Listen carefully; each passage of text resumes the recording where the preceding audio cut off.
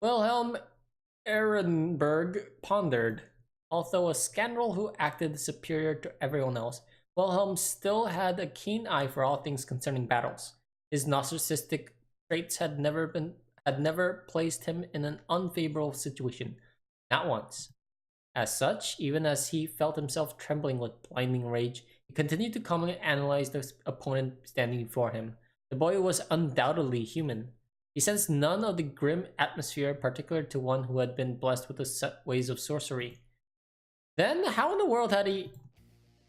まあ何にせよ、クリストフとやり合って命拾ったのは伊達じゃねえっていうわけか。Interesting. They had considered him to be a mere small fry, but it seemed like he had proved to be significantly more fun than expected. Even in the face of the ivory demon's beastly gaze like to cause most to faint, he remained calm, with a smile on his lips.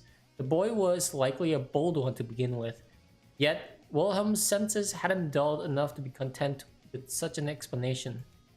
He acknowledged the young man's exceptional athletic ability and realized he was no stranger to violent fights. But the terrifyingly colossal gap between his and Wilhelm's strength should have been evident to the boy. He should have realized that victory was a pipe dream. Fear, uneasiness, anxiety, none of these self-preservative traits must have functioned properly in Shirou. He was enjoying being caught between a rock and a hard place.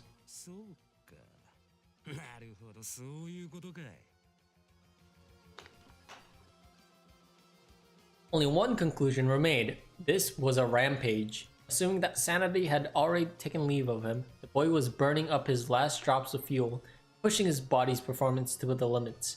His cockpit, his brain, had neither seatbelt nor parachute. ずいぶんと懐かしいじゃねえかよ、おい。これも野郎のふざけた遊びか。それともただの偶然か。何が原因でそうなったにしろ。お前、もう長くはないぜ。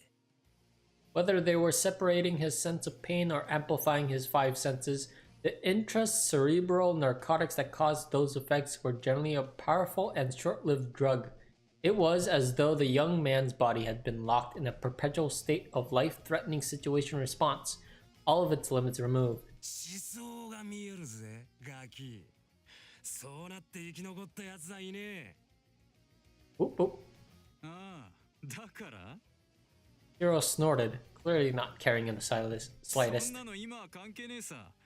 分かってるのは、お前ら変態相手にしても。Oh, he took some drugs. Nope. Arrogance. Nonsense. There was not knowing one's place, and then there was this. But even if he was bluffing, he still had balls to say it. Not bad.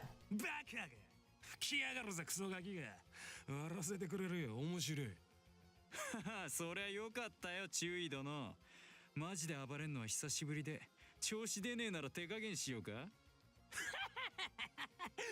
でお前ひよって俺とやり合いてえのかまさかバカこけ Shirou's coat fluttered as he laughed off Wilhelm's barrage of nonsensical questions. さっきレンのやつは強い方から潰そうと考えてたみたいだがそりゃ違うよなごちゃまんするときはまず弱いやつを潰すんだよ。確実に消せるところから消していく。つまり Naturally, this team up was born for that very reason. あのガキがレオンをやるまでの間、お前は俺の足止めか。なるほど。意外に目端が利くじゃねえかよ。だが、正直あの坊ちゃんに女を殺せるかどうかは疑問だぜ。何せ猿同士、ガキ同士、共感するところもあるだろうしな。まあそりゃ実際怪しいとこだが、あいつはあれで結構容赦ない性格もしてるんだよ。場合によっちゃガキでも遠慮なんかしやしねえよ。それに。The desert eagle glimmered with a black luster in the dark of night. Shirou was spinning all 2 kilograms of the world's most powerful pistol with his left index finger. As he made another jovial remark. 俺は一言もお前が強い方だとは言ってないぜ。 Where did he get that gun? An orchestra of blinding muzzle flashed as deafening roars burst forth in an instant. A series of bafflingly impossible curve shots that completely disregarded all the basics and theories of proper ballistics. You can't cover a shot! Normally, anyone who tried to pull off a stunt like that with such a large cavalry gun would soon destroy their own wrist and the target. However, それなら聞くが、一番弱えのは誰だ小僧。 Shirou's Desert Eagle rounds went flying towards his opponent's midline, heading all for vital spots from his brow to his heart without even the slightest bit of deviation. The only problem was that Wilhelm ended up catching them all with his bare hands. As the crushed bullets scattered on the ground, Wilhelm went on with a taunt. 今さらこんなもんは挨拶代わりにもならねえぞ。何か手があるならさっさと見せな。いくらか丈夫で鈍感ってだけのやつが他に芸もなく俺の前に立ったってんならお前。 Wilhelm's body began to tremble, his relaxed movements and posture reminiscent of that of a predator about to sink its fang into its prey. 死んじまうぜ。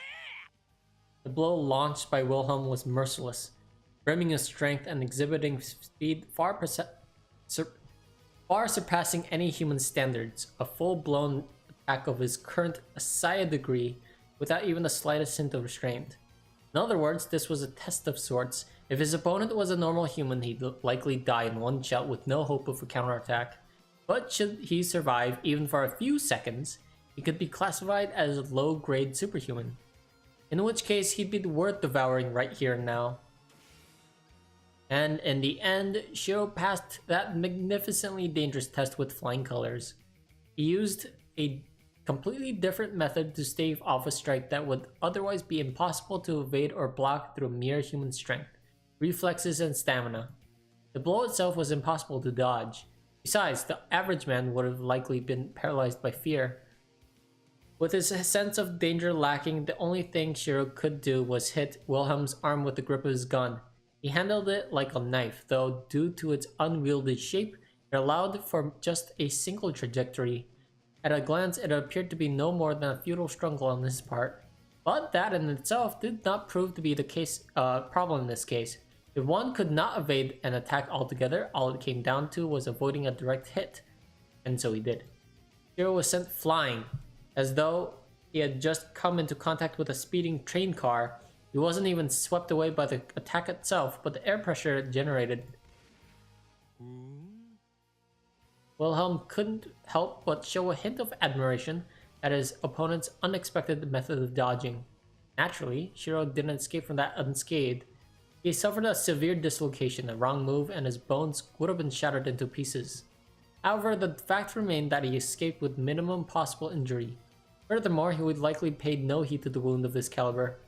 The way he kept firing his gun without missing a beat despite flying through the air after what should have been a severely painful collision stood testament to that. There was no longer any doubt that Shirou felt no pain whatsoever.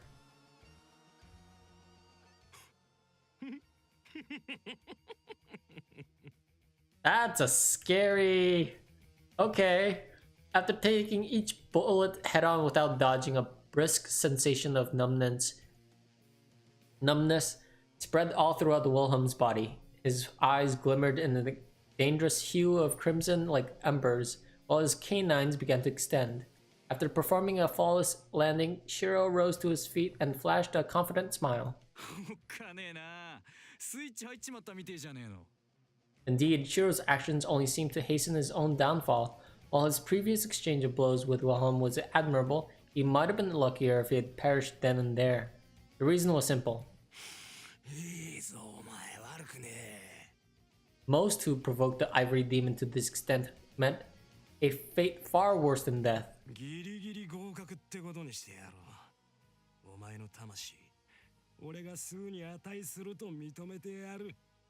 For he was the merciless Kazaklu Bey, a demon who literally thirsted for the blood of others.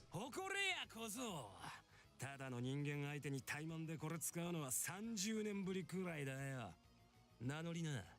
覚えといてやる。The very air began to sway and tremble, heralding the descent of something monumentally sinister. Wicked energy spurted up like a heat haze, shrouding the vicinity in a foul stench of blood. Surrounded by the kind of miasma that would make a lesser man vacate the contents of their stomach, Shirou went on in a calm tone. ユサシロってんだ。忘れていいぜ。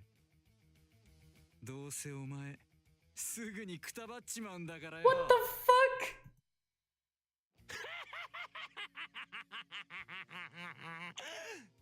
The shockwaves of Wilhelm's booming cackle pulverized the pavement, destroying even nearby streetlights. Still shaken by a violent fit of laughter, the Irae demon recalled how much he enjoyed toying with prey like this. Ah, yes. The brat had a bite to match his bark.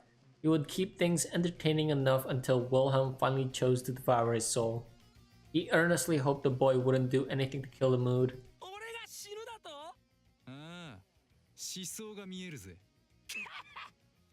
After that moment, or at that moment, his body that had, up until now, had been so balanced he could pass off as a ballet dancer, began to twist and bend. He bulged, undulated, and started wriggling like an amoeba. What the fuck is happening? Almost like blood in his body had a will of its own.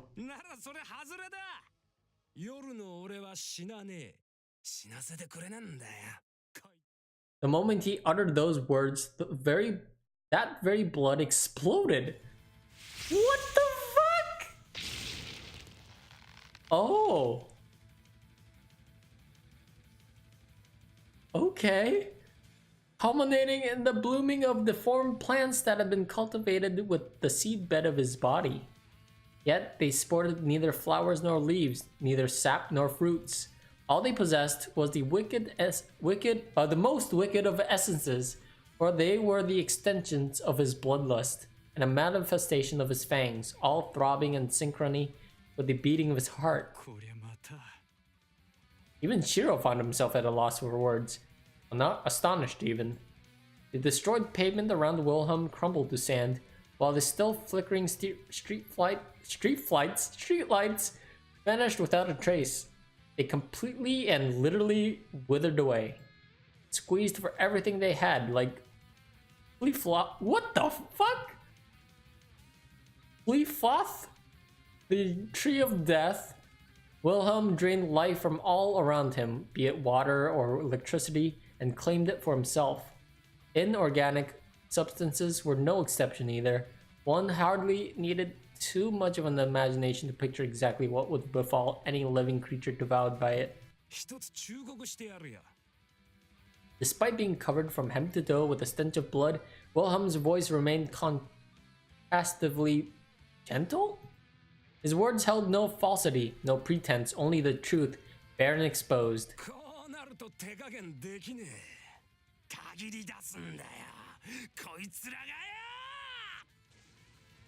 Spitting thunderous roar shook the vicinity like the explosion of a cannonball.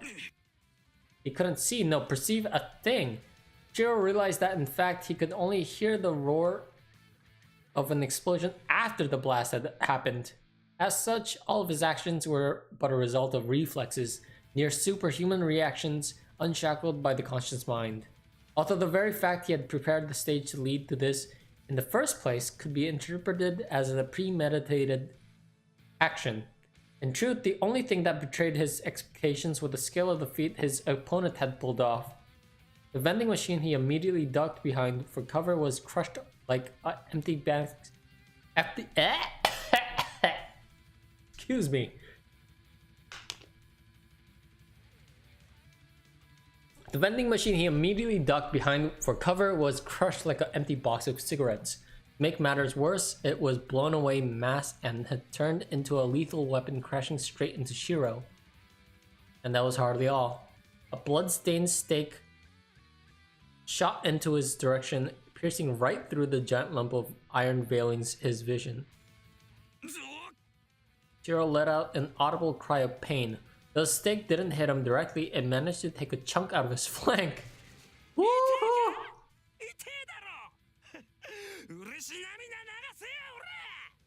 Once he had sent both Shirou and the vending machine flying, Wilhelm chased after his prey and launched a punch at him from above. The only thing that saved Shirou from the fate of being skewered and pinned under the machine was a series of acrobatic moves made possible only through his inhuman reflexes. As such, what transpired could only be described as a miracle. Once Shirou managed to perform a one-handed back handspring to put some distance between him and Wilhelm, the latter shot a stake after him. The first shot was instinct, the second was fate. The formation made them visible. Their speed exceeded kinetic vision to begin with. With their power doubled, they were dangerous beyond compare. First shot was... however, in spite of that, his target dodged them, evaded them. Wilhelm couldn't lay a single hit. The numbing heat, the nauseating shudders and chills, the scar on his flank, amounting to no more than the graze, ached with a pain of 1,000,000 times more maddening in intensity than his dislocated elbow. His agony was now physical in nature, for it felt like a fang had been thrust deep into his very spirit. The cursed weapon violated and devoured the skull, tormenting its prey with a complete disregard for its resilience and pain. Naturally, Shirou knew neither nor comprehended any such principles. There was but one thing he knew, or rather thought. He was dying to roll on the floor and laugh his head off. Raffle. Copter. Yep. He felt pain, dread, joy, and above all else, rage. Wretched indignation. And the only way to express that cornucopia of emotions was through laughter.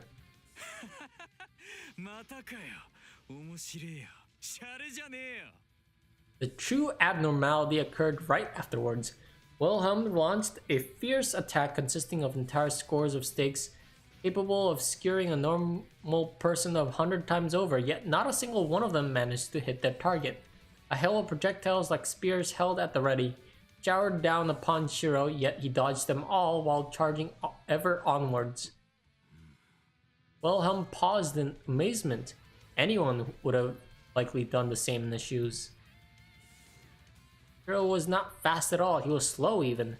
At the very least, being able to dodge this incessant barrage of stakes should have far exceeded his physical capabilities. So how is he pulling it off? Bullshit! What? No! No one should have been repeatedly that lucky. Shirou uttered those absurd remarks right in Wilhelm's face. No man had ever gotten this close to Wilhelm without ever being hit once. He had not even seen anything this abnormal in his whole 8 decades of carnage and murder.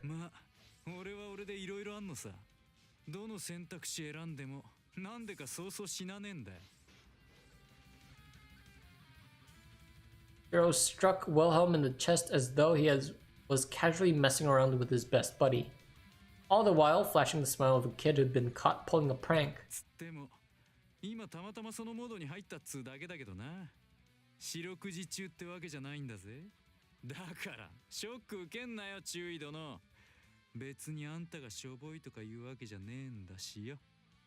At that moment, almost like he was trying to shoo away a pesky fly, Wilhelm sent Shirou flying with a single wave of his arm, demonstrating the latter's painfully average speed and resilience for all to see.